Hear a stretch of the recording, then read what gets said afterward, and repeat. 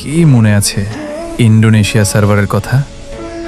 আমাদের সার্ভারে custom card শেষ হয়ে গেলেই পুরো স্কোয়াড এক দৌড়ে ইন্ডোনেশিয়া সার্ভারে চলে যাইতাম, কারণ ওখানে 3 ঘন্টার জন্য কাস্টম ফ্রি দিত। সেই এক্সাইটমেন্টটা এখনকার প্লেয়াররা বুঝবেই না। ভিপিএন অন, সার্ভার চেঞ্জ, তারপর স্কোয়াড ইনভাইট, আর শুরু হয়ে যেত রাতভর কাস্টম যুদ্ধ। আর রিমেম্বার আছে ওই সার্ভারে কত রেয়ার বান্ডেল ছিল, যেগুলো আমাদের সার্ভারে দেখলেই মানুষ শক খাইতো। কাস্টম রুমে ঢুকলেই সবাই শুধু ওই বান্ডেলগুলোর দিকে তাকায় থাকতো। সত্যি বলতে তখন ফ্রি ফায়ার শুধু একটা গেম না ছিল, এটা ছিল একটা ইমোশন, একটা অ্যাডভেঞ্চার। নতুন নতুন জিনিস ডিসকভার করার আলাদা একটা ফান ছিল।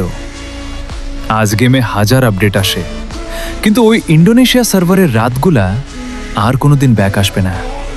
কমেন্টে বলো তো, তোমরাও কি কাস্টম খেলার জন্য ইন্ডোনেশিয়া সার্ভারে যাইতা?